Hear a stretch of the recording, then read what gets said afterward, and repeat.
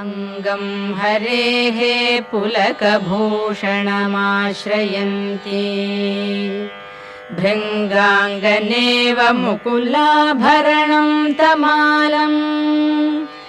अङ्गीकृताखिलविभूतिरपाङ्गलीला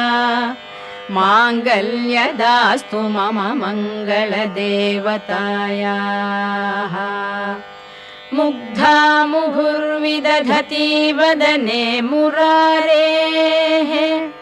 प्रेमत्रपा प्रणिहितानि गतागतानि मालादृशोर्मधुकरीव महोत्पलेया सा मे श्रियं दिशतु सागरसम्भवायाः आमीलिताक्षम् अधिगम्य